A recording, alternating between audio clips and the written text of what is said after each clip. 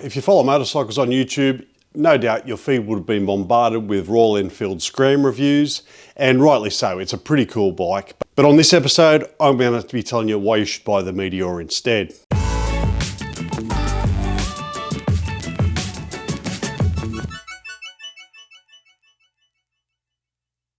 Hey everyone, welcome to Roads of Oz. My name is Matt, and on this episode, we're looking at the Royal Enfield Meteor.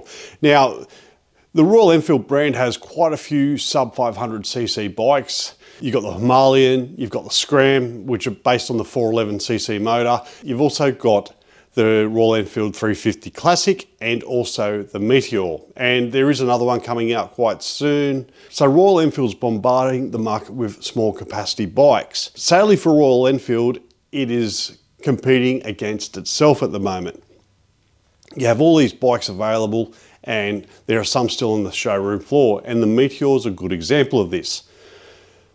So a few months back, I went to a Royal Enfield test riding day, held out at Western City Motorcycles out at Penrith. A big shout out to them. They were super helpful and let me test ride both the Meteor and Himalayan. The Meteor comes in three different variants. There's the Fireball, which has the yellow and red paint scheme. The Stella, which is your in-between model, which has a slightly better paint scheme, and that's probably the ones I'd go for. And then there's also the Supernova, which has a couple of extra features on it. Both the Stella and the Supernova do have in my opinion, have much better paint schemes, but if you're on a strict budget, the Fireball will do the job nicely. You just got to live with that yellow or red paint scheme. So I went out and test rode the Meteor and was very impressed with it. But let's start with the bike itself. Some of the things that stood out on the bike were the heel toe shifter. Now, you normally see these on Harleys, but I'm quite impressed that it's actually on these type of bikes, and it's showing me that the design of this bike is for people who use these every day. And you think when you're going to work, you don't want to have your boots scuffed up. The heel toe shifter prevents the top of your boot looking like it's been through hell, which most motorcycle boots have been. Initially, the heel toe shifter is a bit off-putting when you're not used to it, but once you get used to it, it's quite easy to operate and works very well. And you'll find it hard to go back to just your standard toe shifter. Another thing I liked about it, it has a USB charging point, which is handy because we all carry mobile phones these days, and pretty much you should find that standard on just about every new bike. So what didn't I like on the model? Not much.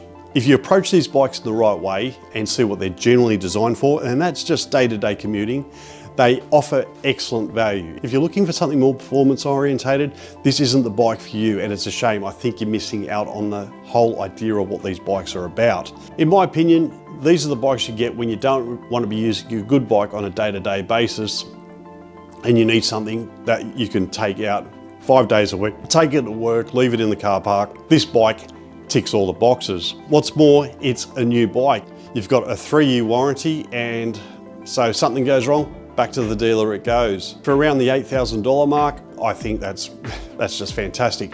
Now, when it comes to accessories, as I said, if you're using it for a daily rider, get yourself a lock-top box so you can put your helmet in. There are pannier options. Go through the Royal Enfield catalogue. They do have a lot of options that you can add to the bike. Now, speaking of technology, the Meteor has the Tripper. Now, it just looks like a little add-on to the side. You see on certain reviews and certain forums that there are issues with it and people aren't happy with it.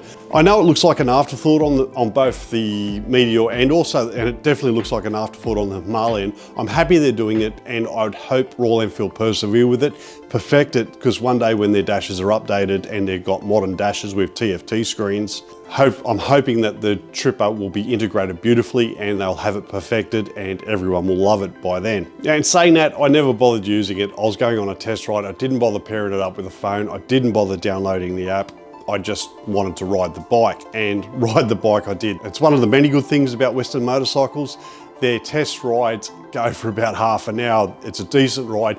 You're doing a mixture of town and also rural, and which gives you a good idea of what the bike's capable of. I didn't get above 90 kilometers an hour, but the Meteor felt like it could cope with that speed quite easily.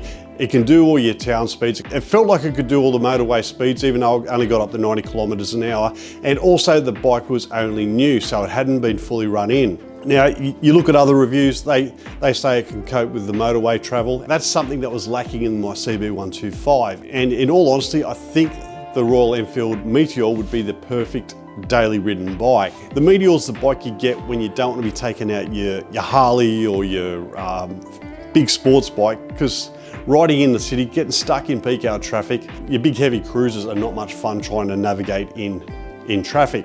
Also, parking it would be much easier, especially with dedicated bike parking. Even though it's only a small bike in capacity, I fitted on it and I'm 6'4". I felt quite comfy on it, and it's something I reckon I could do a lot of Ks on. The Meteor has what I believe the best stock riding seat on the market, bar none.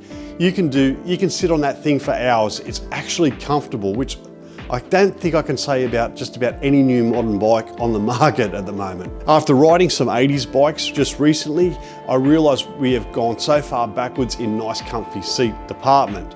And even on your more expensive bikes, first thing people are generally upgrading, they're putting in a better seat, which is crazy. But the Meteor, you don't need to do this. The seat is fantastic. Now the seating position, it's a nice neutral upright position, which is great for day-to-day commuting. So yeah, overall, really like the bike. Now, this is the bike you'd buy if you want a daily rider. I believe it would fit the bill nicely.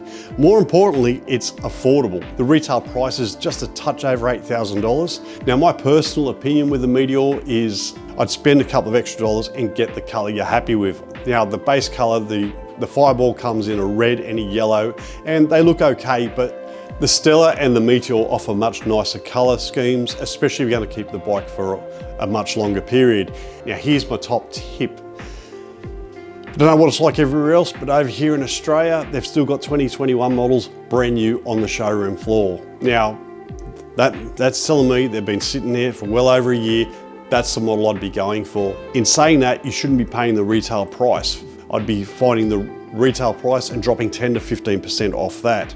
The dealer and the importers should be keen to get them out the door because they're old stock, they're over a year old, especially if you're buying the bike wholly and solely as a daily rider. Color doesn't matter too much, but my personal opinion, I'd probably go the next level up and then in a 2021 model and try to bring the price down as far as possible. So yeah, there you have it. Just a short review. I did love it. Go try one for yourself. Now, here's my caveat. If your heart's set on the Scram or the Classic, no amount of persuasion from me is going to convince you to buy the Meteor. As we know with motorcyclists, the heart always overrides the mind. That explains why I've got the Grisso, the Dharma, and a couple of other bikes. Anyway, that's pretty much it from me. Thanks very much for watching. If you found the video interesting, please like, share, and if you haven't done so already, hit that subscribe button. It helps out my channel massively. Thanks for watching, and I'll see you on the next vid.